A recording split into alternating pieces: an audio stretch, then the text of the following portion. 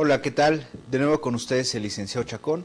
Hoy estamos en la última sesión de esta materia de inserción al derecho, es la sesión número 25 de la licenciatura en Administración y Comercialización. Y bueno, en esta materia que hemos llevado a lo largo de todas estas sesiones, agradecemos la atención prestada a su servidor, a las actividades de aprendizaje, que seguramente en un momento más recalcaré la importancia de las mismas.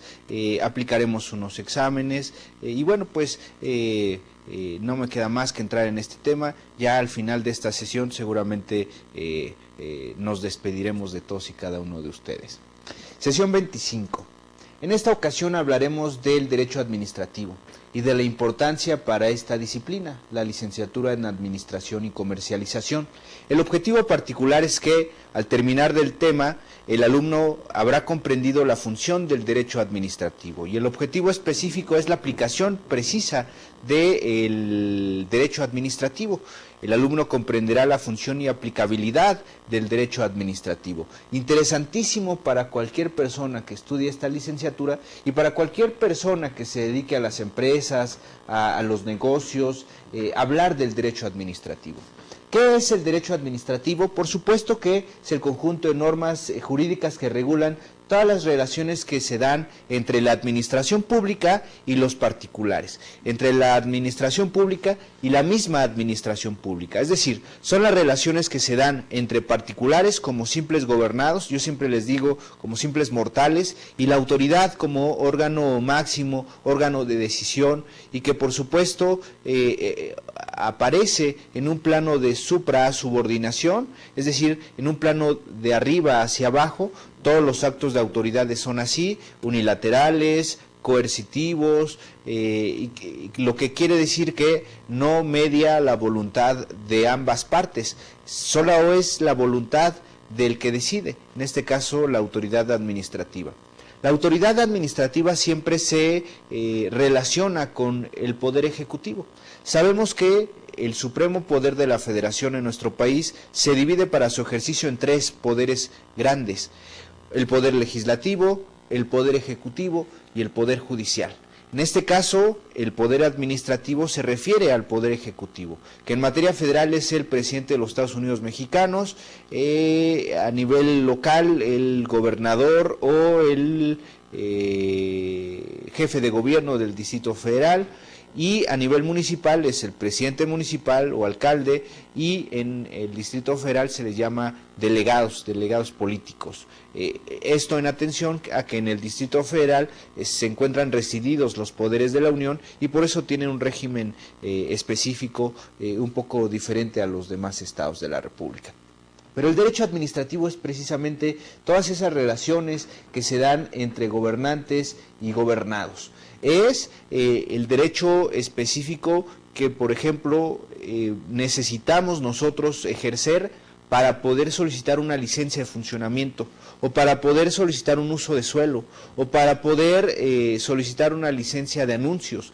Todo eso es parte del derecho administrativo. La aplicación práctica del derecho administrativo para todas las empresas es vital. La aplicación práctica del derecho administrativo para todas nuestras actividades profesionales es tal que casi todos los actos que realicemos en nuestras empresas se verán inmiscuidos, se verán relacionados con el derecho administrativo. Como concepto, revisemos nuestra lámina. Estudia el poder ejecutivo, como lo adelantaba yo hace un momento, y a la administración pública. La administración pública es aquel órgano o conjunto de órganos que apoyan al presidente de la República a realizar esas actividades. El Supremo Poder Ejecutivo se divide, o más bien lo realiza una sola persona, que es el presidente de los Estados Unidos mexicanos. Pero él tiene secretarios de despacho, lo que se llaman las secretarías de Estado, por supuesto tiene algunos órganos inferiores que le ayudan.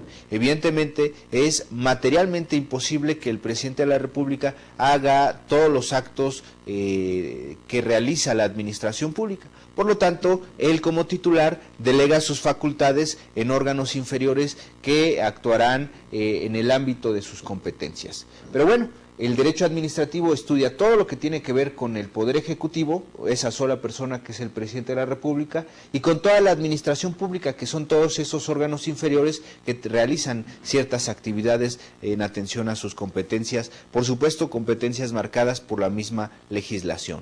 La administración pública en México se integra por las personas o grupos de personas de que dispone el gobierno para poder llevar a cabo sus funciones. Tan amplia o tan reducida como pretenda o como sea necesaria para la consecución de sus fines, para el alcanzar sus objetivos, que en todo caso será el bien común, el administrar los recursos, el poner orden. Todas esas cosas son funciones de la administración pública. Y por supuesto, al frente de la administración pública está el presidente de la República, quien necesita de personas que lo auxilien. Para ello se cuenta principalmente con las secretarías de Estado. ¿Qué son las secretarías de Estado? La Ley Orgánica de la Administración Pública Federal nos habla precisamente de todas las secretarías de Estado, las secretarías de despacho, que son todos los órganos auxiliares, se les llama así, secretarías de Estado, que auxilian al Ejecutivo para cumplir con sus objetivos. ¿Cuáles son esas secretarías de Estado?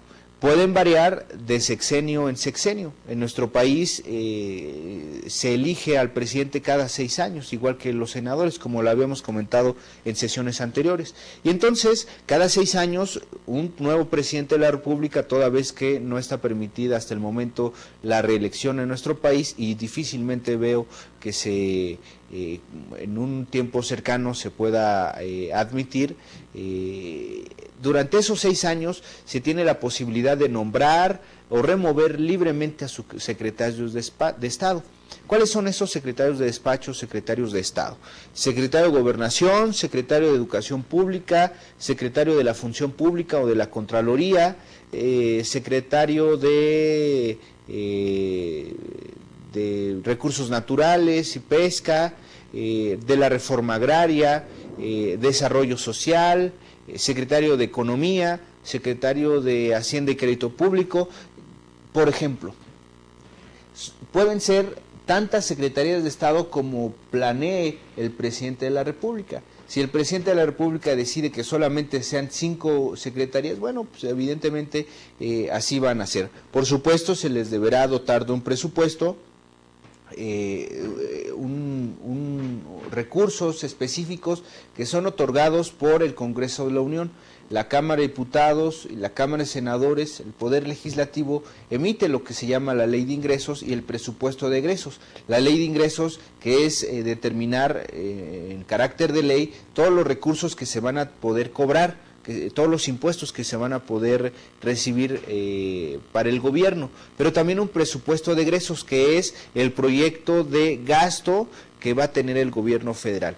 Dentro de ese presupuesto de gasto se le asignará determinada cantidad de dinero, determinado presupuesto a cada una de las secretarías de Estado. Y evidentemente el Poder Ejecutivo es el que puede, como decía, nombrar y remover libremente a todos sus secretarios de Estado.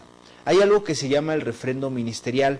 Cuando el presidente de la República emite un acto ejecutivo o publica una ley o realiza un reglamento, fundamentalmente, se tiene que pedir opinión al secretario del ramo. Por ejemplo, si es un reglamento o un acto que tiene que ver con educación, bueno, pues tendrá que pedir el refrendo, que es la firma, la venia, la autorización del secretario en la materia. Lo mismo pasará con cualquier otro ramo, con cualquier otro acto jurídico.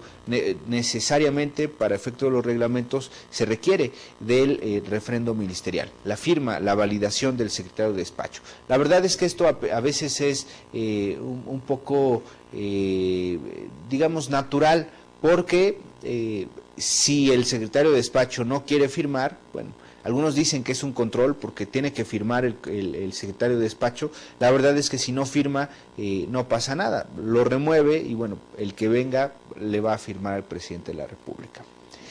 El derecho administrativo se encarga de estudiar cuáles son las funciones de todas las secretarías de Estado, cómo están organizadas para atender los asuntos que son de su competencia, cómo se integran, cuáles son las subsecretarías que van a tener, cuál es el presupuesto del que se les está dotando, cuáles son sus actividades principales y fundamentales, cuáles son los marcos de actuación que tienen esas entidades o esas secretarías de Estado. Por supuesto, todo siempre delimitado por la ley. En este caso es, como lo decía, la Ley Orgánica de la Administración Pública Federal la que nos marca todas las funciones, todas las atribuciones, todas las facultades que tienen todas las secretarías de Estado, todas las secretarías de despacho.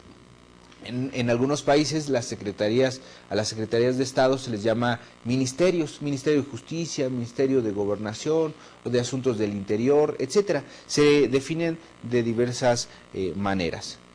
O ministro del Interior, ministro de Hacienda, etcétera. La verdad es que varía. En nuestro país se les llama secretarios de Estado, secretarios de despacho.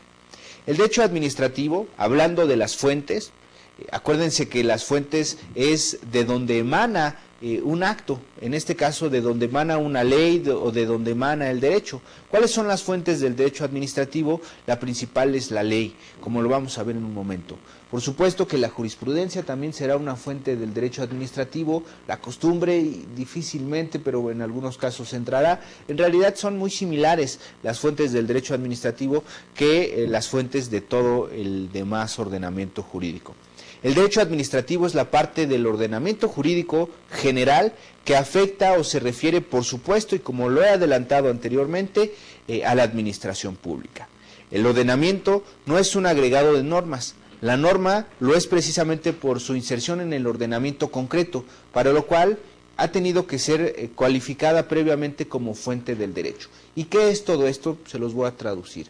Cuando nosotros tenemos las fuentes del derecho, aplican para todos los tipos del derecho, pero por lo que hace al derecho administrativo es, digamos, más riguroso, más formal. En el caso de la administración pública, se da este principio que ya había yo comentado en sesiones anteriores y les recomiendo que revisen sus archivos o sus apuntes. Hay un principio fundamental para el gobierno o para la administración pública. Los funcionarios que integran o que la integran o que forman parte de ella no pueden hacer más que lo que les está expresamente señalado en la ley, mientras que los particulares podemos hacer lo que nosotros queramos siempre y cuando no se encuentre prohibida por una norma, por una ley, o no afectemos derechos de terceros. Pero podemos hacer lo que nosotros queramos. La administración pública solamente puede hacer todo aquello que le está expresamente señalado en ese ordenamiento jurídico. No puede ir más allá, no puede exceder sus facultades porque estará cometiendo un ilícito, una falta, muy posiblemente un delito, y en consecuencia se le va a sancionar conforme a derecho. En este caso, los particulares podemos hacer cualquier cosa con esa limitación, que no esté prohibida y que no afecte derechos de tercero. Esto es a lo que se refiere este párrafo. El problema de las fuentes del derecho se plantea en el derecho administrativo de manera similar o de manera parecida a todas las demás disciplinas jurídicas por lo que hace al resto. Evidentemente tenemos la costumbre, que es muy poco usada, pero que en algunas ocasiones se puede dar. Por ejemplo, las personas de un pueblo determinado venían haciendo un trámite de determinada forma, a pesar de que en la ley no establece esa forma de hacer ese trámite. Bueno, a final de cuentas se puede acreditar la costumbre como uso reiterado de esa práctica de trámites para poder realizarse así. Y en el caso de que no se le permita a un ciudadano realizarlo, bueno, él argumentará que en atención a la costumbre se le debe respetar su derecho de ejercer ese trámite de esa forma que se ha venido haciendo. Y bueno, muchos ejemplos más. En este caso, la ley es la principal fuente de derecho para la materia administrativa. Por supuesto, la jurisprudencia. Recordemos qué es la jurisprudencia. La jurisprudencia son 5 decisiones de los altos tribunales de nuestro país, tribunales en materia federal, que resuelven sentencias de amparo y que la resuelven además en el mismo sentido. Es decir, 5 resolutorias, 5 ejecutorias que se resuelven en el mismo sentido, con las mismas características, asuntos similares, criterios idénticos. Si se interrumpe, bueno, pues evidentemente ya no se da la jurisprudencia tan fácilmente, se requerirán otros menesteres, y en este caso, para que se pueda dar, bueno, se dan esas 5 decisiones en el mismo sentido, lo que formará la jurisprudencia. Hay tesis, es cada una de las sentencias. Si se juntan 5 tesis en el mismo sentido, evidentemente se creará una jurisprudencia, lo cual también es una fuente del derecho administrativo. Además de estas fuentes que hemos comentado, es importante referirnos a la problemática que específica. Debemos remitirnos a la teoría general del derecho, a la parte general del derecho civil y sobre todo al derecho constitucional, porque en los ordenamientos modernos la normatividad sobre fuentes es única y está regulado evidentemente por las normas estatales. Como les digo, para efectos de la administración pública no implica el acuerdo de voluntades, no podemos crear normas, no podemos crear derechos por medio de un convenio. Lo tenemos que hacer en atención a una ley previamente establecida, o a lo mejor a la costumbre, o a lo mejor en última instancia, a los principios generales de derecho, o particularmente a lo que se llama la teoría general del derecho, al derecho constitucional. ¿Por qué el derecho constitucional? Porque evidentemente todo lo que se haga en base a la administración pública deberá estar sustentado, por supuesto, en la norma secundaria, pero fundamentalmente en la norma primaria, que es la Constitución Política de los Estados Unidos Mexicanos. Si se realiza algo que no esté comprendido o que incluso vaya en contra de la Constitución Política de los Estados Unidos Mexicanos, se podrá argumentar su inconstitucionalidad y evidentemente por medio de los tribunales federales dejará de realizarse esa conducta o se reparará el daño ocasionado. Evidentemente, para el derecho administrativo, insisto, la fuente más importante es la ley, y no solo la ley ordinaria, sobre todo la Constitución Política de los Estados Unidos Mexicanos. Veamos su lámina. La administración no es únicamente un destinatario obligado por las normas jurídicas, sino que además es un sujeto creador de tales normas. ¿Cómo puede ser? Si la facultad específica del Poder Ejecutivo, del Poder Administrativo, es ejecutar, es aplicar, es realizar lo que les dicen las leyes. ¿Cómo nos dicen aquí que el Poder Administrativo puede crear normas? La verdad es que es cierto. El artículo 89, fracción primera de la Constitución Política de los Estados Unidos Mexicanos dice aproximadamente o más o menos lo que sigue. El Poder Ejecutivo tendrá en la esfera administrativa que realizar todos los actos tendientes a la exacta o estricta observancia de las leyes. ¿Qué quiere decir eso? En atención a ese supuesto, a ese precepto, el Poder Ejecutivo puede emitir reglamentos para regular o para hacer cumplir o para que se cumpla cabalmente una norma. Ese es el uso de la facultad reglamentaria que le corresponde al Ejecutivo. ¿Qué es lo que hace un reglamento? Explica, subsana errores que vengan en una ley, subsana lagunas, es decir, omisiones de una ley específica, o explica, o nos dice cómo se va a cumplir una norma específica. Una persona tiene derecho a percibir alimentos. Bueno, en todo caso un reglamento nos podrá decir cuáles son las formas en que esa persona tendrá derecho a alimentos, siempre y cuando no se trate de derecho familiar, porque ahí está la norma específica en la materia. Este se manifiesta por tales circunstancias. 1. Por la participación de la administración en la función legislativa del Parlamento durante la elaboración de los proyectos de ley, remisión de los mismos al legislativo y la retirada de los mismos en su caso. Es decir, ¿en dónde participa la administración pública? En la elaboración de leyes. Ya no hablamos de los reglamentos, ya estamos hablando de la elaboración de leyes. Aplica la participación del Ejecutivo en varios momentos. Un primer momento es en la iniciativa. La facultad específica del Poder Ejecutivo de iniciar leyes o de presentar proyectos de ley es una de las facultades más interesantes del Poder Ejecutivo. Evidentemente, como es el que se encarga de administrar o se encarga de hacer cumplir las normas o las determinaciones, regular la economía, solventar dificultades, evidentemente puede proponer normas, proponer leyes para que pueda ser más fácil o más correcta su actuación. Esa es la primera participación que tiene el Ejecutivo en la elaboración de normas jurídicas, en la elaboración de leyes de carácter general, abstracto e impersonal. Número 2, por la participación directa del gobierno en la propia función legislativa, elaborando normas con valor de ley, lo que llamamos, y que insisto, decretos, leyes o decretos legislativos, sin menoscabo de lo que he comentado ya de los reglamentos.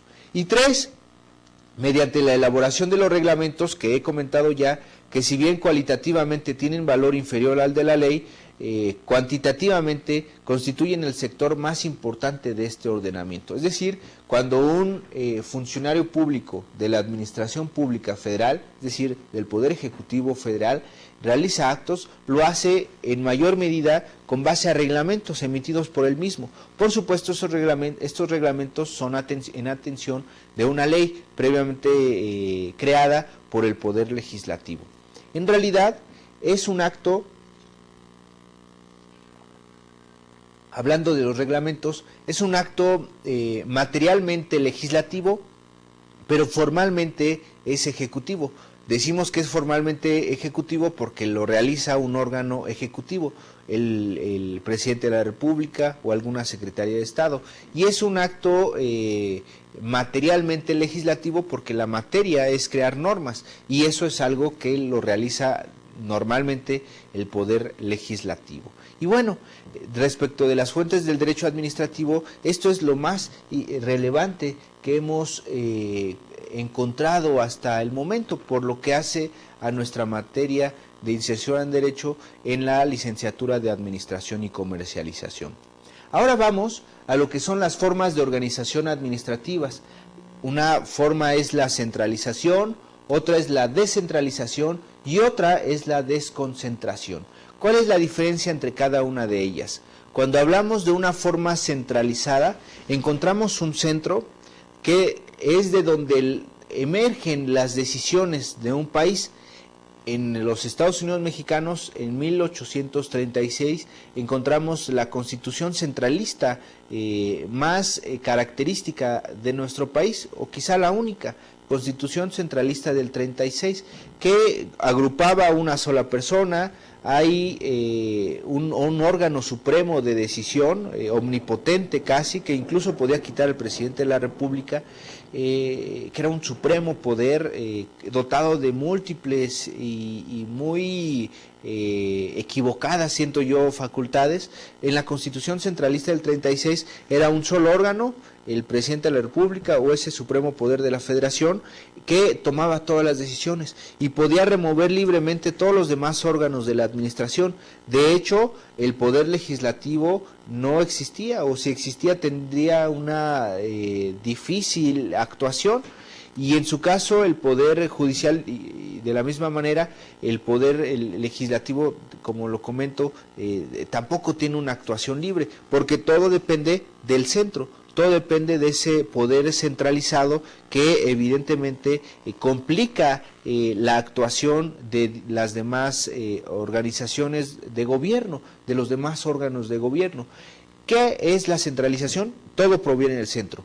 ¿Qué es la descentralización? Bueno, se empieza a separar las funciones y hay órganos, algunas veces dotados de autonomía, de propio patrimonio, de una cierta consideración de independencia, de autonomía, y que se encuentra por un lado.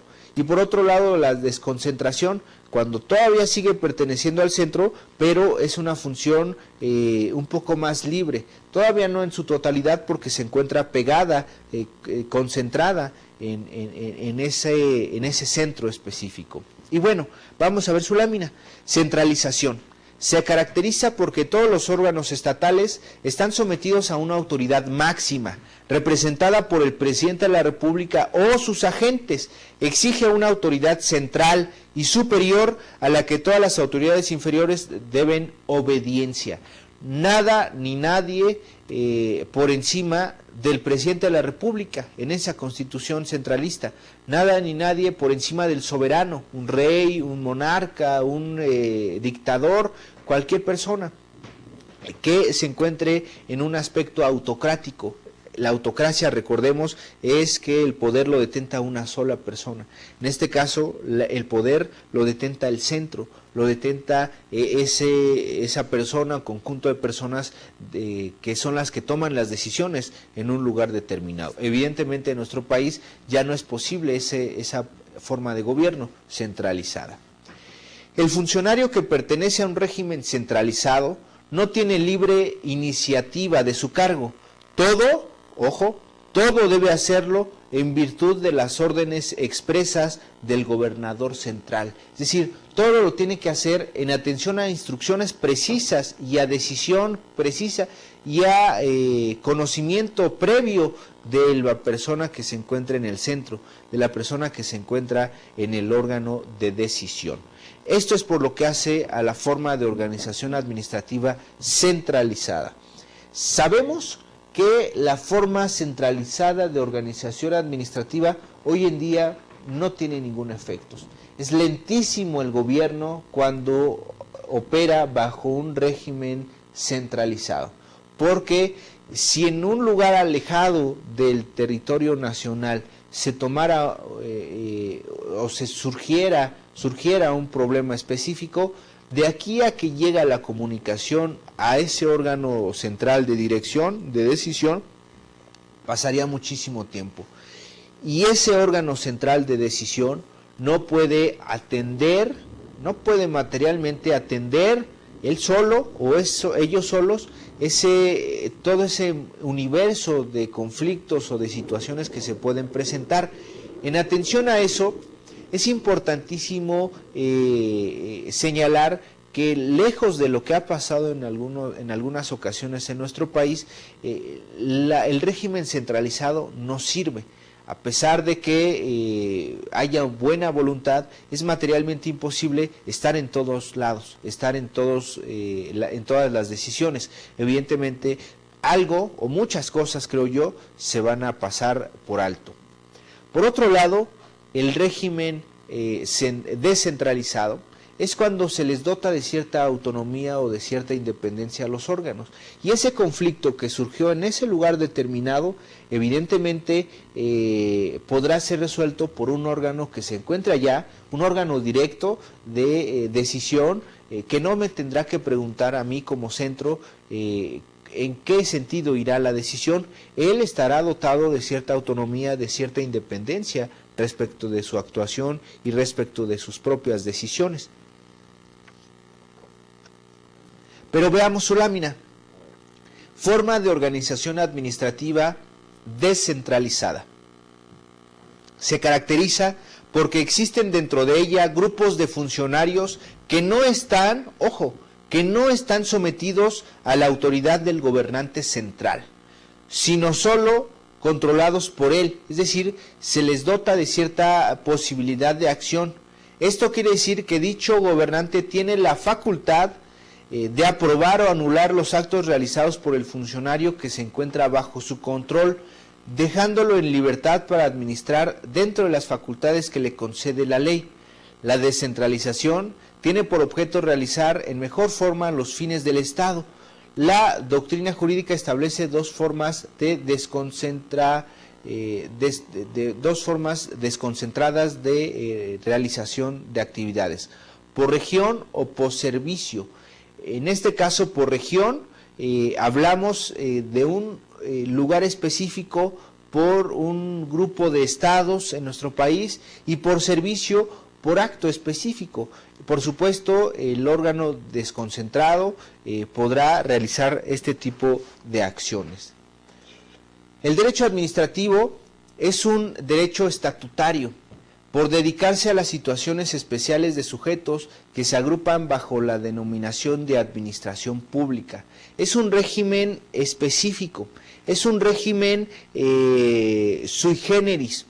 Los trabajadores al servicio del Estado, por ejemplo, si tienen conflictos laborales, no van a dirimir ese conflicto, esa litis, que la litis es el conflicto calificado por la pretensión de uno y la resistencia del otro, lo que forma la controversia, actor demandado, lo que ya hemos comentado en sesiones anteriores, llevan su litis no ante los órganos ordinarios. Por ejemplo, un trabajador de una empresa se va a las juntas de conciliación y arbitraje, mientras que un trabajador al servicio del Estado no va allá, va por el conflicto de interés y por la importancia y la relevancia de su actividad, va al Tribunal Federal de Conciliación y Arbitraje. ¿Se dan cuenta? Se encuentra en un plano superior, por así decirlo, el Tribunal Superior de Justicia, el Tribunal Superior de Conciliación y Arbitraje, Tribunal Federal de Conciliación y Arbitraje, que las juntas de conciliación y arbitraje, que son órganos que realizan, que resuelven litigios en atención al apartado A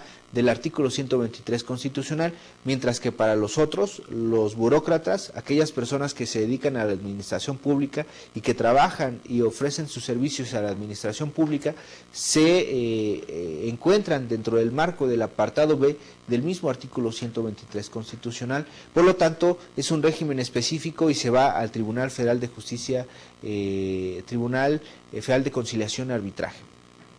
2. El derecho administrativo tiende a agotar la normativa de las materias que regula, que se manifiesta en importancia fundamental de las normas escritas e importancia secundaria de la costumbre, que es la norma escrita, como lo he comentado ya hace un momento. Y por supuesto, el valor destacado de los principios generales de derecho. No puede aplicarse una norma que contradiga esos principios generales de derecho. Si se crea una norma que contradiga esos principios generales de derecho, bueno, se tienen los medios necesarios, suficientes, para poder combatirlo y evitar que se aplique a esa persona esa norma ilegal que no cumple esos principios generales de derecho. ¿Qué son los principios generales de derecho? Solamente para retomar lo que vimos en sesiones, en las primeras sesiones de este curso, son aquellas reglas básicas que deben imperar en todo acto jurídico. Primero en tiempo, primero en derecho, pacta sunt servanda, lo pactado entre las leyes partes, entre las partes es ley. Indubio pro reo, en caso de duda realizar o resolver lo más favorable al reo. Indubio pro operario, en caso de duda resolver lo más favorable al trabajador, al operario. Y principios como esos deben prevalecer en cualquier norma jurídica. Si no, como les digo, tenemos los medios necesarios para defendernos ante esa situación. Es el famosísimo y recurridísimo juicio de amparo, reglamentado por el artículo 103 y 107 constitucional y por supuesto por la ley de amparo. Número 3. Las normas administrativas se caracterizan por su contingencia y variabilidad frente a la estabilidad de la actividad legislativa en otros sectores del ordenamiento. ¿Qué es todo esto? ¿Qué es más fácil? ¿Reformar o que cambie una ley o que cambie un reglamento? Para una ley el procedimiento legislativo ya sabemos que es la iniciativa, la discusión, aprobación, la discusión en la Cámara de Origen, la aprobación en la Cámara Revisora. Acuérdense que para una ley deben darse las dos cámaras, Cámara de Diputados y Cámara de Senadores. Además de todo eso, se tendrá que votar por todas esas legislaturas, el Senado y por la Cámara de Diputados.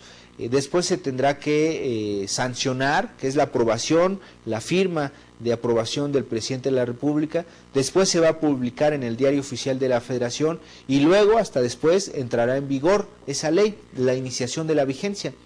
¿Cuánto tarda un proceso legislativo? A veces tarda años en que se pueda dictar una ley. En cambio, un reglamento, como basta que el presidente de la República o el gobernador o fundamentalmente lo emita y que solo sea validado en el caso del presidente de la República por el secretario de despacho, lo que les comentaba del refrendo ministerial, y ya, eso es todo lo que se necesita para crear o modificar un reglamento o para quitar, erradicar, abrogar un reglamento. es materialmente diferente el tiempo que se tarda en modificar ese reglamento o en modificar una ley. Por lo tanto, es mucho más variable, es mucho más sujeto a cambio el reglamento que una misma ley. Debido al tortuoso, podría decirlo así, tortuoso proceso legislativo o en todo caso la falta de posibilidad de que se pongan de acuerdo nuestros legisladores. Precisamente por su contingencia es importantísimo que el poder administrativo, el poder ejecutivo pueda mover no a capricho, sino a necesidad las normas jurídicas aplicables por conducto de los reglamentos que hemos ya señalado, en uso de la facultad que le otorga el artículo 89, fracción primera de la Constitución Política de los Estados Unidos Mexicanos. Y tenemos un punto 4. La administración pública es, además de sujeto obligado por el derecho, sujeto con potestad normativa, que es lo que les he comentado, la facultad de emitir reglamentos. En uso de su facultad, es una facultad que de jure es administrativa, pero de facto es una facultad materialmente legislativa. Y bueno, el número 5, la administración pública engloba una pluralidad de estos entes públicos, la administración del Estado, de las comunidades autónomas, la local, etcétera. Evidentemente, esta idea de las comunidades autónomas se puede dar en países como Europa, en particular en España, se da eso de las comunidades autónomas o autonómicas, que son regiones específicas. En nuestro país no se dan esas regiones específicas, lo que sí son los estados libres y soberanos, por lo que se da a su régimen interior. Y bueno, evidentemente la administración pública agrupa todas las oficinas gubernamentales de un determinado estado o a nivel federal, aplicable para todos los estados de la República. Cada uno de estos entes tiene el verdadero o es el centro de ciertos ordenamientos específicos. Y bueno, por lo que hace a esto, creo yo que es lo más importante a comentar al respecto. Vamos ahora al tema 10.5, los servicios públicos, conceptos, clasificación y justificación.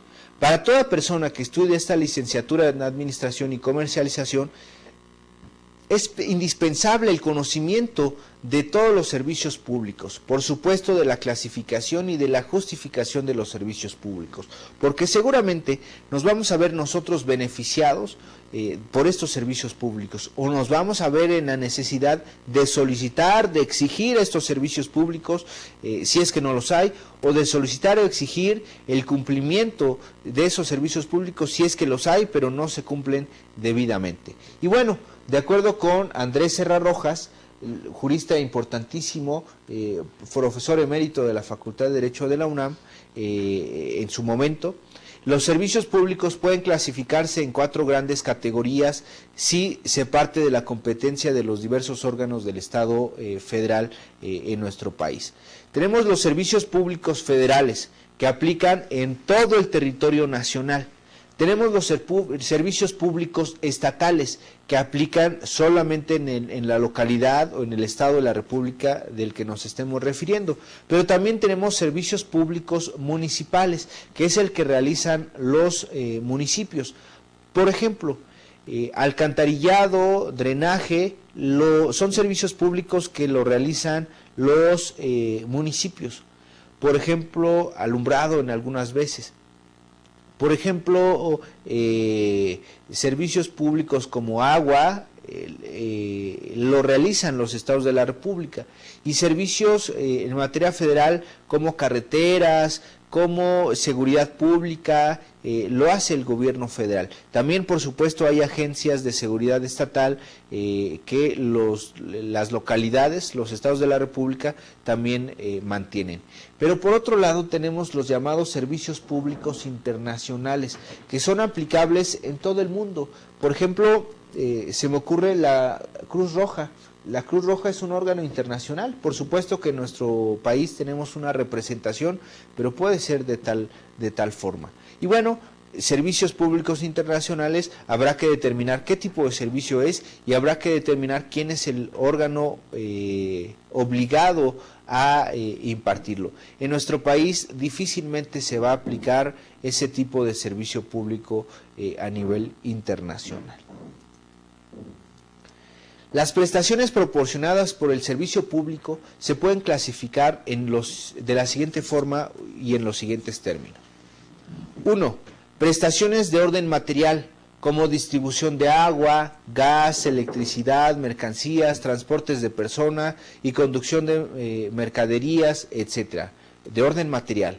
Pero también de orden financiero, suministro de crédito, es decir, la posibilidad de que se emita una determinación gubernamental para que las personas puedan acceder al crédito. Por ejemplo, la vivienda. El artículo 4 de la Constitución nos dice que todo mundo tendrá derecho a una vivienda digna y decorosa, lo cual no quiere decir que el gobierno de la República nos vaya a dar casas. La obligación por parte del gobierno es de dar los medios, las facilidades específicas para que podamos acceder al crédito para adquirir una vivienda pagándola nosotros mismos.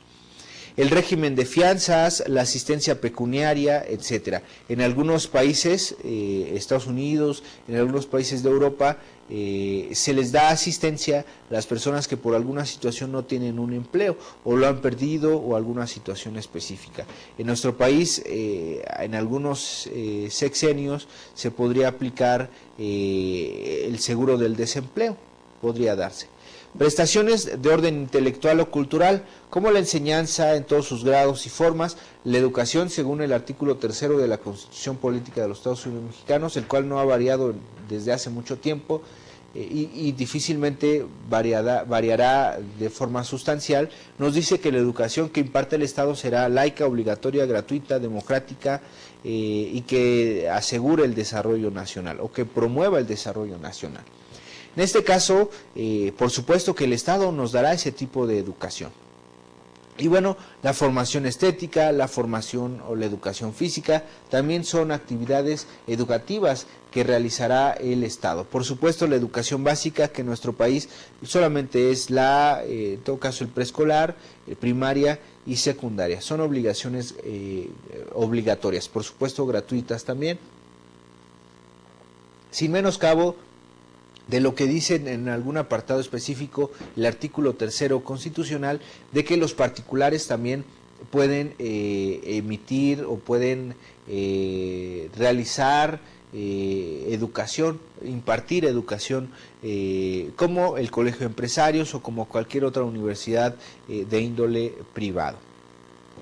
Y bueno, por lo que hace a los servicios públicos, es importante señalar que para el administrador es de sustancial importancia que conozcamos cuál es la autoridad respectiva que tendrá que atender nuestra petición específica: alcantarillado, luz, agua, drenaje, etcétera.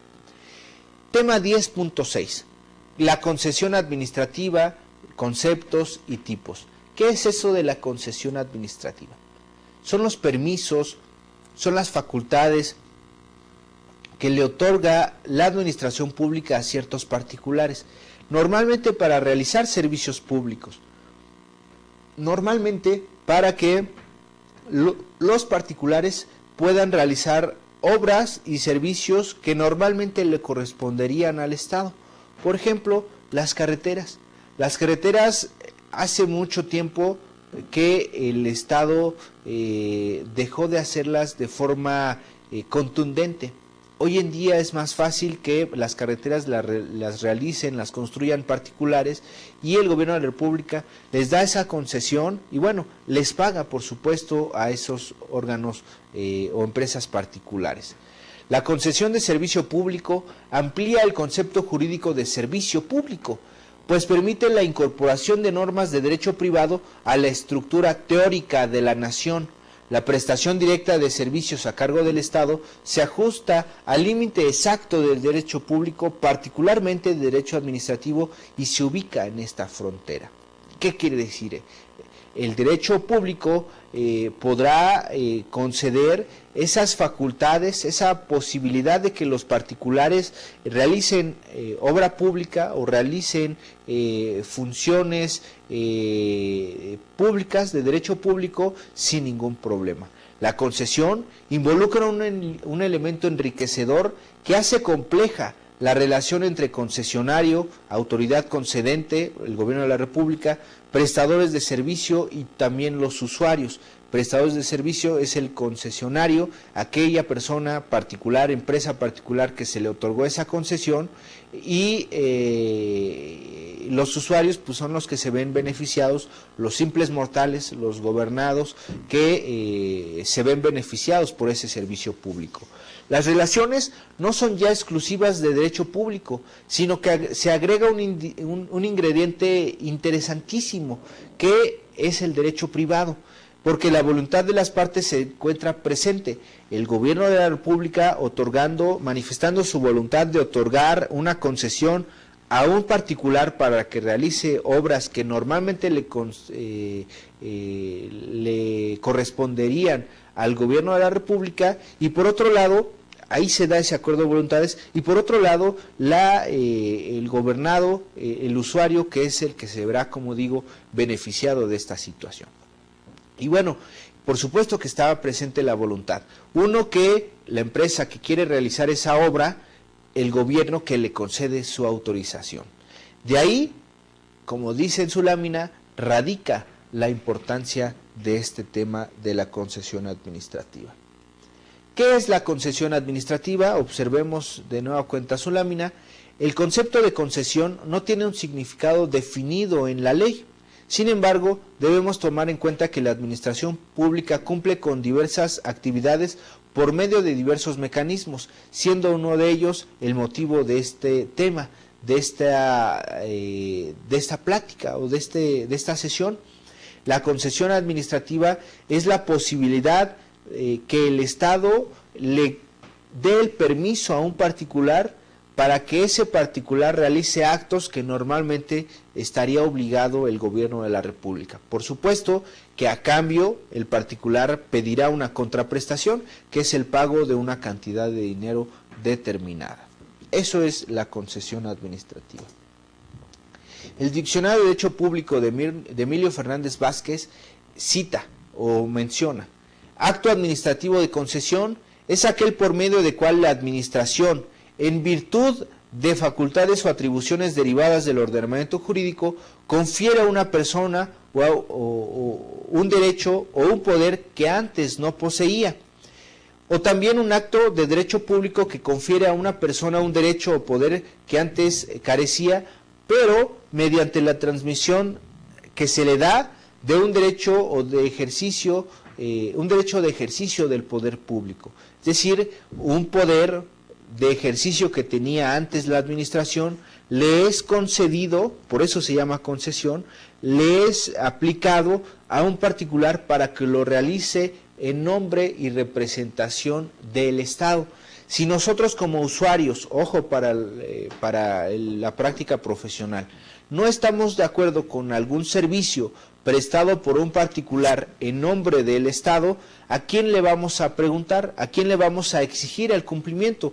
No al particular, sino al gobierno de la República, toda vez que el particular es como si fuera un mandatario. El mandante es el gobierno, el mandatario es el que cumple las funciones en atención a ese mandato otorgado por el gobierno de la República. Eso es la concesión administrativa. Interesantísimo para todos los empresarios. ¿Por qué? Cuando nosotros tenemos una empresa que se dedica a la realización de servicios, cualquiera que esto sea, di el ejemplo de la construcción de carreteras, pero no solo eso, puede ser cualquier otro servicio, reparación de computadoras, a lo mejor reparación de automóviles de las policías, todo eso se hace por medio de una concesión. y entonces se le encarga la realización de esa función pública o de esa actividad propia del Estado a un particular. Eso es la concesión administrativa. Le conceden las facultades a un particular en nombre y en representación del gobierno de la República. Y bueno, Enrique Pérez de León, en su obra denominada Notas de Derecho Constitucional y Administrativo, señala: es el aprovechamiento por parte de los particulares de la explotación de un servicio público o de bienes que forman parte del Estado. Es el acto jurídico que tiene por objeto otorgar a un particular un poder jurídico sobre una manifestación de la administración pública. ¿Y qué es todo eso? Es el aprovechamiento por parte de particulares de ciertos servicios, de ciertas concesiones o ciertas, por así decirlo, ciertas materias propias del Estado que son realizadas por particulares. Se le otorga esa facultad a un particular específico. El artículo 28 de la Constitución Política nos habla acerca de la libre concurrencia. ¿Qué es eso de la libre concurrencia? Es la posibilidad de que cualquier persona realice actos de comercio, realice actos en virtud del ejercicio de nuestra empresa y hagamos negocios con toda libertad. Ojo, sin posibilidad de que existan ciertos privilegios. El artículo 28 constitucional prohíbe rotundamente los monopolios, que es la concentración de una actividad económica en una persona o en un conjunto de personas. Por ejemplo, cualquier venta de cualquier producto que esté concentrada en una sola persona y acapare todo el mercado. Bueno, eso es una práctica monopólica. Si no permite que haya otro competidor, evidentemente se estará en el caso de un monopolio prohibido, por supuesto, por el artículo 28 constitucional. Y bueno, dice cita cuáles son las actividades exclusivas del Estado. Hay monopolios válidos, como aquellos monopolios que tienen que ver con el desarrollo nacional, que tienen que ver con las áreas prioritarias para el desarrollo nacional, que son parte del Estado y que son monopolios válidos. El artículo 21 constitucional nos habla de un monopolio válido, que es el que mantiene el Ministerio Público, que tiene el monopolio de la investigación y persecución de los delitos. Solamente el Ministerio Público lo puede hacer, no los particulares. Y luego, siguiendo lo que nos marca nuestra lámina, diremos lo siguiente. Este artículo 28 constitucional nos dice cuáles son las actividades exclusivas del Estado, las áreas estratégicas de actividades que desplegará para desligarlas así del concepto de monopolio o de práctica monopólica que se encuentran en este mismo ordenamiento constitucional. Si bien es cierto que el artículo 27 constitucional consideraba ya la concesión de bienes del dominio público para uso exclusivo de explotación y aprovechamiento, el artículo 28 aporta nuevos elementos a este tema. Es decir, el artículo 27 constitucional nos dice que todo, fundamentalmente el punto conducente, nos dice que todo lo que formaba parte del territorio nacional o forma parte del territorio nacional originariamente le corresponde a la nación. Y bueno, por supuesto que con el tiempo fue concediéndole el uso de la propiedad privada a particulares. El artículo 28 constitucional, por lo que hace a la prohibición de monopolios, es uno de los artículos más interesantes para nuestra práctica profesional. El acto de concesión tiene diversas materias, de entre las que se encuentran los servicios públicos o la explotación de los bienes del Estado, ya que, como bien sabemos, la administración pública satisface los fines de su actividad por muy diversos medios, sea por conducto de órganos propios de la administración, o órganos de gobierno, o por particulares que en uso del derecho de concesión la realizan. Y bueno, de acuerdo a sus necesidades, la cual tiene en su momento específico la materia y el tipo de concesión que se le va a otorgar, del cual será importante señalar lo siguiente. 1. Concesión para la explotación de bienes del derecho o del dominio público de la nación. Y 2. Concesión para la explotación de bienes del dominio privado de la Federación. ¿Cuál es la diferencia? Bienes de dominio público, Palacio de Bellas Artes. Bienes de dominio privado, a lo mejor un inmueble, un edificio que es susceptible de venderse, de comprarse sin ningún problema. En este caso del Palacio de Bellas Artes se encuentra fuera del comercio, por lo tanto no aplicará. 3. Concesión para establecer y explotar servicios de transporte. 4. Concesión para establecer y explotar sistemas y servicios de comunicaciones eléctricas. Para el establecimiento, el número 5, de estaciones de radio y televisión. Materias relacionadas con servicios de seguridad social, de concesión industrial y comercial, número 7. Número 8, concesión de explotación de servicios públicos distintos, cualquier otro, a los enumerados con anterioridad. Y bueno, si se dan cuenta, encontramos una multiplicidad de posibilidades para entrar al servicio público como concesionarios. Es decir, nosotros podemos ser proveedores del gobierno de la República. Debo decir que para efectos de negocio es lo que más reditúa. Evidentemente tardará en pagarnos un tiempo específico en lo que es aprobado el presupuesto, o si ya está aprobado el presupuesto, en lo que se ejerce. Casi siempre el gobierno de la República tarda en pagar, pero es el deudor más seguro, porque no hay de que no nos pague el gobierno de la República. El gobierno siempre paga, por lo tanto es un muy buen negocio. Por lo tanto, les doy este tip si nos vamos a dedicar a esta situación.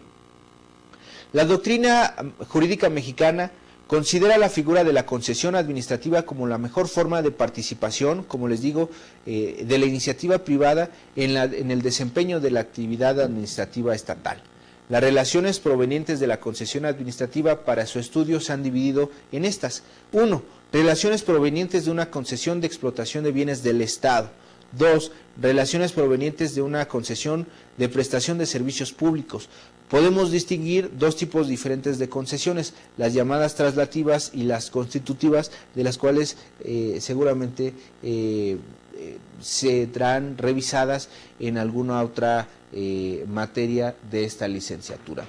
No me queda más que agradecer la atención prestada por todos y cada uno de ustedes a estas sesiones de la licenciatura en Administración y Comercialización, particularmente en mi materia, que es inserción al derecho. Soy el licenciado Soyexin Chacón Gutiérrez y me encuentro a sus órdenes para cualquier situación. Les agradezco la atención, ustedes podrán revisar las actividades de aprendizaje, tendrán que realizar sus exámenes, los invito, los exhorto a que repasen todas y cada una de las sesiones que hemos revisado. En el examen no vendrá ninguna cosa que no hayamos visto, por lo tanto, recomendable repasar esos apuntes, repasar todas las cosas que yo he estado informando, todas las cosas que he estado yo invitando a su reflexión, serán importantísimas para su examen, pero no solo para eso, también por supuesto para su desarrollo profesional. Todo lo que hemos visto en esta materia de inserción al derecho tiene aplicación práctica. He intentado dar efectos y ejemplos prácticos para que pueda ser mejor asimilada la información. No hay mejor forma que con ejemplos. Y en este caso, seguramente ustedes se van a encontrar con ejemplos similares o muchos y muy diversos más. Es importante atender a sus apuntes, es importante conocer el mundo del derecho para el mundo administrativo. Todo lo que hagamos en nuestra empresa formará parte del mundo del derecho. Todo lo que hagamos o todo lo que dejemos de hacer traerá consecuencias importantísimas para nuestra actividad. No me queda más que despedirme de ustedes de esta materia en particular de inserción en derecho. Hasta la próxima.